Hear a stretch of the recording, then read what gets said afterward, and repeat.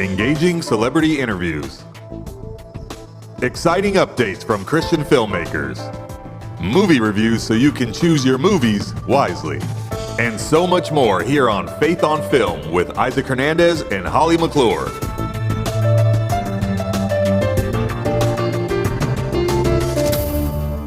Hello, everyone. Welcome to Faith on Film. Holly, how are you doing today? Doing great today, thank you. I'm excited about what we've got on the show today. Yeah, you know what? Today we're going to talk about faith films, which is pretty appropriate because the show is called Faith on Film, right? We're going to be talking about a couple of movies. One that I saw, and I know you saw, that I thought was just an absolutely wonderful movie, and that is CABRINI, which I believe comes out in a couple of weeks. Just a really great true story. And of course, we're also going to be talking a little bit more again about The Chosen Season 4, because you went to see those first 3 episodes that came out in the theaters, and I know they were fantastic. So we're gonna hear from you about that a little bit. But also, you did an interview recently about a series. I believe it's season 2 of this series that's on PureFlix. Tell us a little bit about that. It's called Going Home, and it's premiering season 2, so it's been on Great American PureFlix. And I had a chance to interview an actor who's been on a couple of shows, George Newbern. You'll recognize him from Adventures in Babysitting and Father of the Bride and movies like that. So he gave me a great interview about playing the role and what kind of story this really is, what kind of show this is that I think is going to encourage people. So let's take a look at the trailer. All right. Saying goodbye to a loved one is a beautiful, difficult thing. I do believe we will be together again. At Sunset House, we care for the spiritual, emotional, and physical needs of our clients. I appreciate everything you've done to support the kids in your unit. I really don't want to go in there. The grieving process takes time, but you will be okay. And this place is home. Jack, no more surgeries. Please, do not give up. I'm not afraid to go home. I couldn't have stayed in my home without him. I love it when family takes care of each other. He's not dating anyone. Okay.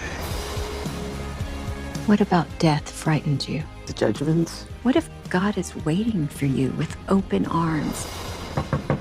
Charlene, Hi, Mom. the doctors say I'm not here for a long time, but I'm here for a good time. Your oncologist is George Strait. I love Psalm 62:8. Hey. God wants us to pour out our hearts to Him. Lord, I want to live big. What a beautiful life. Yeah. First of all, I read that you had the voice of Superman, so I love it that you've played Superman, or the voice anyway, right? And yes, ma'am. I've been doing the voice of Superman for hello. Oh, there you go. I love it. I love it. He's on my shoulder. Yes, your alter ego. So you played. He's my alter ego. You played Superman who saves people and a doctor who saves people. So I think you're Exactly. in good line here, in good company. This show, of course, it's about healing and forgiveness and faith and a lot of things. What does Dr. Jack do in this show? What is his role? Well, he's a pediatric oncologist, and I mentioned earlier in an earlier interview that that line of work, they have a good success rate of actually healing people. It's a very high success rate, but as you get older, it's more difficult. So I think they've set him up in a situation where the irony is obviously his wife has cancer and he can't heal her, he can't save her. So that is the sort of the drama that he is, the sort of the what he's up against. And his personality does not do well with that. He's a fixer, and most men are fixers. Most men try to fix things, and most women and or wives are much more always smarter and more emotionally evolved, and don't want to be fixed. They want to be listened to, and they want to be, So I think this doctor is dealing with his marriage and his professional limitations. So he's up against it. And she's just saying, be with me. She's just saying, be here, be present. And she's good with it. And he's like, I don't want to just be here. I want to fix it. I want to fix it. So it's great. It was a good character. So it's a good character to play. Good character and good storyline, because a lot of people are doing very good. The very thing, right? I mean, I've lost both parents, mother to cancer and father to a fall. Same. Yeah. And when you watch people, and sister, I've lost a sister to breast cancer. When you watch people with people, and they just want that time with you, that's going to hit home. So I feel like this show, in so many ways, is going to hit home for so many people in a good way. Yeah, I agree. And initially I'd seen the premise of the show and I was like, oh my, how are they going to do that? And it's really tough. And oddly enough, those are the kind of shows, if you can thread the needle in these sort of odd, setup, the premise of the show, that it's usually a home run. If you can get it, those are big wins, and I think they do that here. I think that the show is really well done, and sort of the tone is just right, and the writing is good. It doesn't hit you over the head, and Cynthia's really sensitive. The faith issues is I've been a Christian my whole life, and I've had a lot of friends who are in sort of faith-based, entertainment, and frankly, the quality has not been great. It just has not been that great. But people are so hungry for something positive, they overlook the quality of things. So just as for art's sake, that speaks, to people. So, but this is a good example of faith and good art that works, So that's all. I'm always happy to see that. No. And because it's kind of dealing with some heavy things, is the show always heavy? Is it something people can watch and still have lighter moments? And I think the show does a pretty good job of having a couple of light moments. It's kind of funny in spots, but it's real deep. Nothing really. Everything very serious stuff going down. So yes. Well, I mean, because it's with PureFlix being on there, and then Sony, it's faith and family entertainment. So I'm thinking, okay, for the audience, is it just going to be adults, or can older kids or teens watch it as well? Is it something a family? I think older kids and teens watch it. You know what else? It just occurred to me. What I think is really important about this show, and especially in America and Western America, we don't talk about death. Death is so sanitized. 40, 50, 60 years ago, they used to lay people out in the house and people come by and look at the body. People don't see dead bodies anymore. And this is a bad thing. I think we need to be in touch with our mortality, because then you really appreciate life. It's people go, oh my gosh, that person died. Yeah, we're all going to die. Right. So I think that we have stigmatized it so much in our affluent, sanitized United States and West, that we don't appreciate life because we don't appreciate death. Honestly, is the way I feel about it. I think you're so correct there, and also I know I experienced it with when my sister died of breast cancer, because she died at 58. And I'm like, this is too young. And she worked for a ministry who believed in miracles and healing. Sure, and I'm like, we had a lot of why God questions. Why God? Right. And I think no one talks about that. That's something people are uncomfortable questioning God. Well, he can take it. Well, why not? The question is more not why, but why not? Why not you? Who says that you get out of this? Who says that I get out of this? Right. I mean, we won the lotto already. Why not? Why shouldn't you have pain? That's just what's so crazy. We think somehow, you raise children and they like, oh, this is going wrong and that's going wrong. Why is it not working out? It's like, well, it's not supposed to work out. Sometimes it works out, but this is not the way this is planned that way. Otherwise, what are we doing? There's got to be struggle. There's got to be something that you come up against so that you have, things have meaning. Yes. Meaning has meaning when you have something to work against. Otherwise, meaning has no meaning. Right. So, what part of George is in Dr. Jack? What did you bring from yourself to your character? My brother, as I said, is a surgeon, so I try to sort of channel him a little bit in the way he's sort of, professional when he needs to be, and he's sort of lighthearted the next, So it's about as far as I went with it. Well, I know you're on a couple of the shows, and of course they have seasons. Is it a character that can be brought back? I mean, I don't know how they do that. I don't know. I don't think the show's set up that way. I think once somebody passes, it kind of that storyline goes, unless, Yeah. I don't know. I don't think so. Well, was this the first faith-based, you talked about faith-based entertainment. Was this the first one you worked on? I did one other one, gosh, a long, long time ago. I think it was Connie Selleck that was in it. I played like a bit part. My friend produced it, so I just went out there for the day. Yeah. It was not good. Yeah. Well, after you've been in Bitches and Babysitting and Father of the Bride, and you have a whole resume of shows and movies. I've got a lot of weird, diverse things I've done. Yes, a lot of great things. So I mean, after Yeah. that, again, it's kind of like, okay, but so I'm glad to hear you say that you felt this kind of raised the standard and came to a different level, because I feel the same way. Yeah. Some of the stuff is just so cheesy. You're like, talk about real, I know. play real characters, do real things, and this is Do real things. Yeah. Yeah, in this show, Correct. Right. Right. And I think, and I also think, I've been a Christian for a long time, but, our Christian faith goes through seasons, and it's not, there's especially, I don't know how to say this, I feel like the American evangelical sort of version of Christianity sometimes can be too pat. Yeah. And I think that what I love about the mystics and the old mystics in the early Christian church, where's there room for mystery in our faith and the Holy Spirit and mystery? There is certainty. God forgives us, and there's life after death. I believe those are certain, but there's a lot of things in our faith that are mysterious, and we have to lean into that and not have it be so cut and dry all the time. There's just so much we don't know, and you have to have faith, and you have to let things breathe and have mystery. That's, as I've gotten older in my faith and in my life, I have to be not so rigid and not hold on to things that I think are supposed to be a certain way, and go, I'm going to let God work this out. I'm not in control here, man. I'm out, I don't want to say, well, the scripture says I don't want to do that anymore. I'm going to say, hey, man, I don't know. I know it says this here, but also there's that. I understand. I see where you're coming from. I need to just back off the gas pedal here a little bit. I think as you get older, to back off a little bit.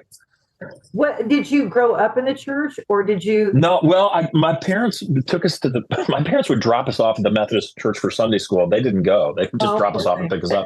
So I kind of, it's in the South, growing up in the South, Christianity is cultural and less. That's true. It's cultural. True. Everyone, if you said everyone's a Christian in the South, but not everybody goes to church.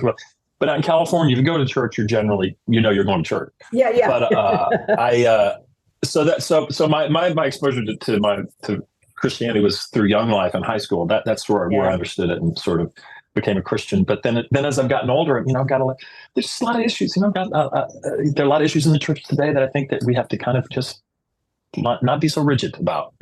That's just as I feel like I'm getting older. But okay, I have to ask you, and I know it could be a long answer, but was it or is it kind of tough being a Christian in Hollywood? Because I was been a film critic for 30 years. I remember reviewing movies in the 90s when you didn't even say you were a Christian. You just didn't speak that in Hollywood. It got better after The Passion of the Christ and other films. But is it a climate or element where you don't really mention it or feel comfortable, or has it gotten better? Well, I'll tell you this much. My faith is my faith, and I know a lot of great Christian folks out here who are working in the industry, but the current political climate, I think, has been poisoned and co-opted in a negative way by a very extreme element of the right. I'm just going to say it. We know what we're talking about. I think that has been co-opted, and it's co-opted my faith. So I certainly don't speak it. If I say it in Hollywood, they're like, "Oh, then you must." And I say, "No, I'm actually not that, but I am a Christian." So, to me, we have got to really double down on separating politics and faith, and because that's gotten mixed up, it's a losing proposition, and that is my biggest issue. I want my faith to be my faith, and I think if you get that out of the public, all that stuff is silly. Anyway, that's very upsetting to me. But so to answer your question, in Hollywood, especially now, I don't talk about it because I don't want to be branded a certain way, because I'm certainly not. I don't want that, because that's not me. Right. Whatever they're talking about, which is, I don't love it. So, Well, look up Hollywood Prayer Network if you don't know about it, because Karen Cavell. Hollywood what? Hollywood Prayer Network. They pray for people in the industry, and executives, big people. Karen Cavell. Right. Connect with her. I know Karen. I know Karen Cavell. I know these guys. I probably know all those folks that you know. Yeah, for sure. Probably do. They're great. So, with a parting word about going home, and why should people watch Going Home, and how can we look for you and your character? I'm in the first 2 episodes of Going Home, and check it out. I feel like it's very relevant to today, and especially with a lot of folks, as you get older and your parents are getting older, and we're all dealing with this hospice situation a lot now. And I think it's a comforting and a smart show that deals with a universal issue, which is getting older and dying, or sick and dying. And I think it's important for us to see it done the way they do it. So I think it's an excellent show. And did Dan Merchant direct you? He did. Because really good guy, really good director. Really enjoyed it. I was wondering because he has such a diverse background. Yeah. I don't know as much. Yeah, he's been doing it a long time, but he's really, I really think he's found a perfect tone on that show, and the crew loves him, and just a good guy, low key. No, I'm a big fan of no yelling on a set. There's no one raises their voices, and that is important because there's no reason to do that. No, that means you're not running your set well. You're not running the set well when that happens. So he's great. Oh, I like that. Thank you. Yeah. Thanks for that. You're welcome. Any other favorite moments, and we can then part any other favorite stories or something that happened while doing this show that was maybe one of your favorite scenes? Nothing during this show. I mean, it was just sort of a very chill environment. I loved being in Spokane, Washington. Gorgeous up there. People very lovely. It's nice to get out of LA. I love it. I had a great time. George, we will have our audience pray for you and your career, and thank you. Yes, thank you. Thank you, Holly. I appreciate it. Appreciate it. And I'm looking forward to seeing you on the show. Thank you. Thank you so much. For all prayers appreciated, and back at you and all around. Thank you.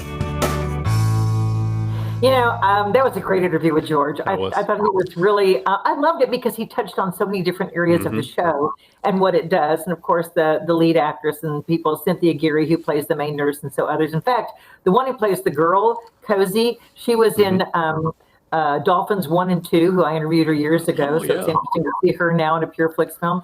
But it's a good story. I mean, a lot of people don't want to talk about death, really. So it's probably a good show for that, isn't it, Isaac? Yeah, I was really caught off guard there by something that he said, but I completely agreed with it. And that was that he mentioned how we just don't want to deal with death anymore.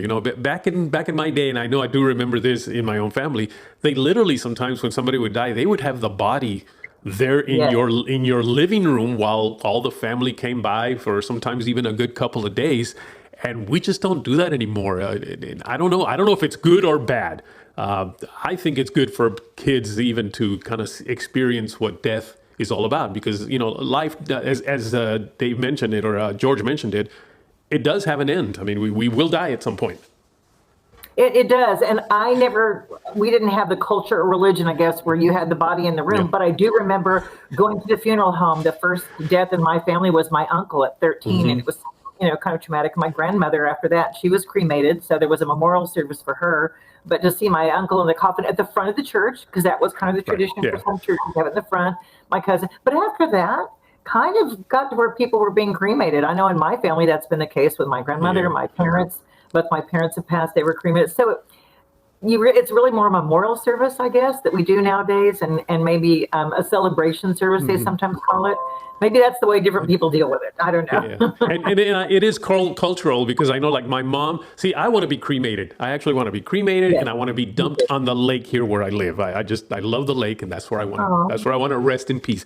My mom, we've been telling her and my dad, they're up in age, and we said, we're thinking maybe we should cremate you, and she will not have that. She said no. And my dad is kind of like, yeah, you know what? And she's like, no, not for you either.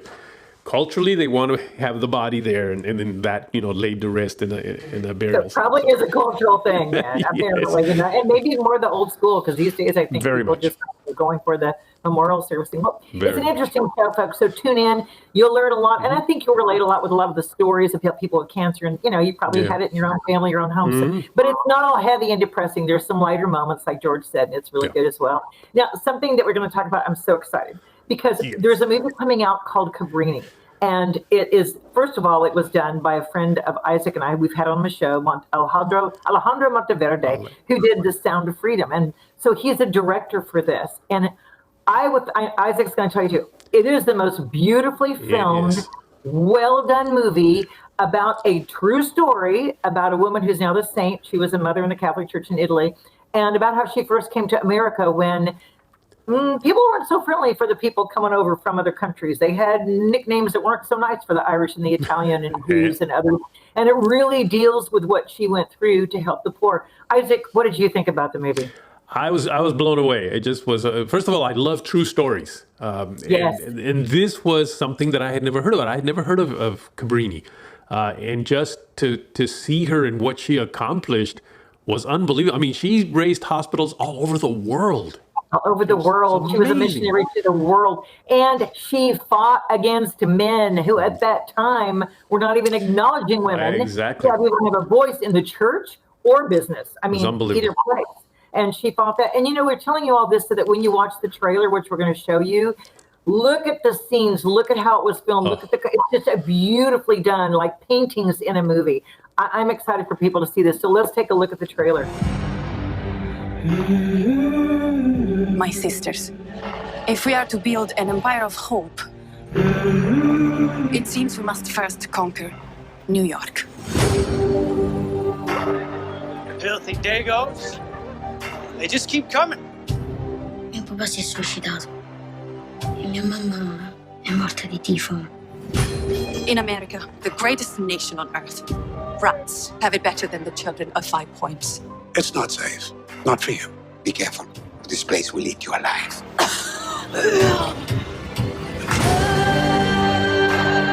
I need an orphanage with more room, where my children can be children. I'd like you to keep your crime and your filth out of this neighborhood. The mayor will find a way to get you out. You have an election coming up, do you not?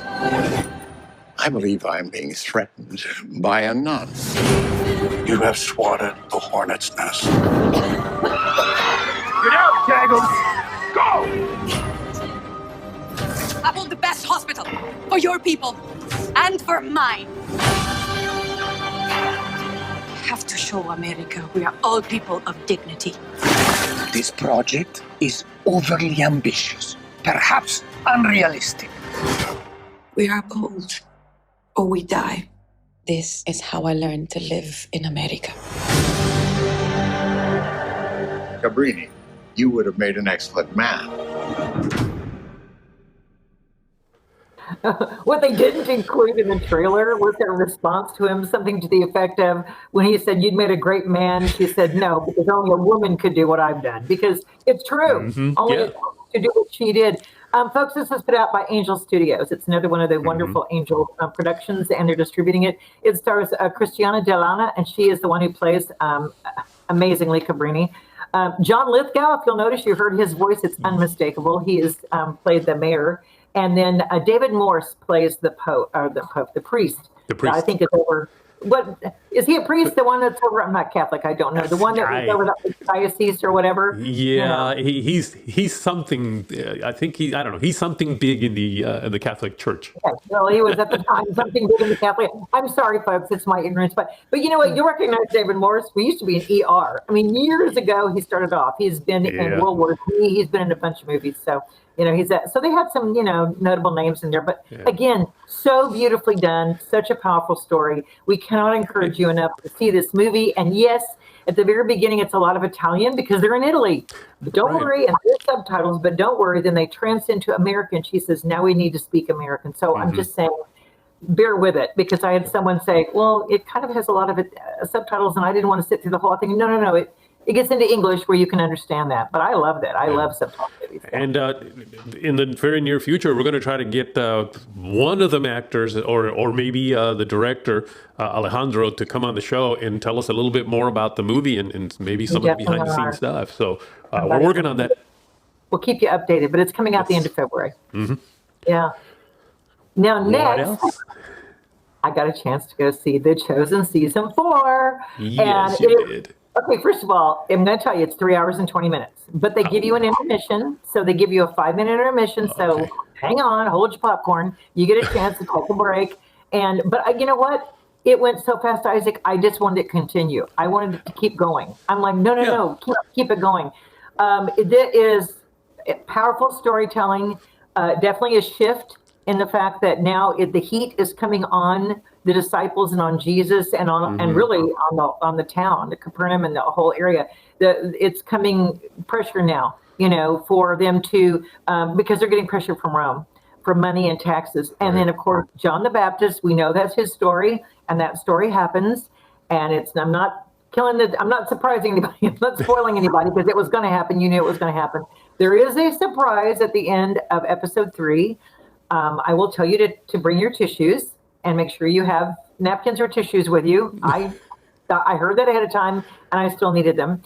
There's several lighthearted, funny moments, funny comments, and then sweet and tender moments. I just love this show, and with every season it gets better. And they talk about the wedding and the old wedding feast, the feast where the bride and the groom could actually ask each other if they would accept each other, and if the bride accepts, then the groom gives her a present. Then they're betrothed for a year and they don't see each other really, or they're betrothed, and then they get married. And that's the old custom. And folks, that is the whole lanterns, the virgins and their lamps and the oil. That's from that story. That story is based on that custom. So it's about Jesus coming back for his bride. So it meant so much to me to see that in the movie and see it played out with a couple of the characters. Yeah. Well, let's take a look at the trailer. It would appear that we now want the same thing as Pilate. Senior leaders in every district should question and expose Jesus. I just can't stop seeing how we could be doing things faster and more efficiently. You deserve a stipend for your specialized work. You can at least make sure that you have resources to keep the mission going.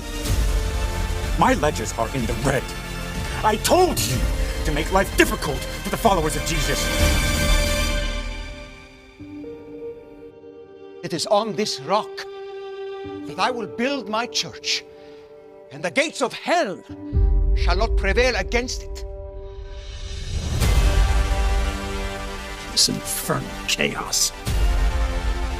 Why can no one control these people? What just happened to all of you? It's about to get worse.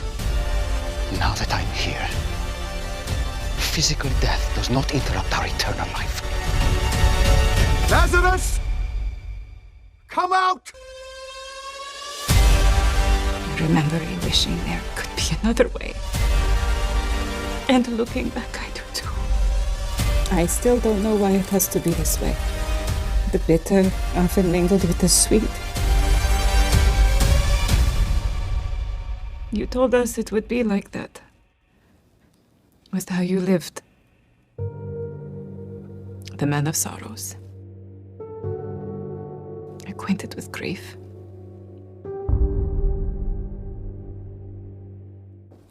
It is so good. It is so good. It just reminded me, because we hear Simon called a different name, Peter, and so he gives the whole thing. When he said the gates of hell, that was called that area was called that, which makes so much sense now that the scripture said even the gates of hell can't stand against. And he was referring to that religion that, there's so much you'll get. I just love it. I love what Dallas Jenkins is doing with the show. We cannot encourage everyone enough. And you know what? I love it in the big theater, Isaac. Amazingly different on the big screen. So get out there. I think that you can't watch the episodes 1 through 3 anymore because they only do it for a weekend. But get out there and watch the others. And nonetheless, when it's past it, it's going to come out as streaming. So make sure and watch it. If you didn't get to see it in theaters, make sure and watch it. Well, Holly, we've run out of time. It was a great show. I loved all the things we talked about. Go see everything, folks. Go see it. Bye-bye now. Write to us at faithonfilmtv@gmail.com. That's faithonfilmtv@gmail.com. Follow us on Facebook, Instagram, and Twitter at Faith on Film TV. Also, go to our YouTube channel, Faith on Film TV, and hit the subscribe button and the bell for notifications on our latest Faith on Film shows.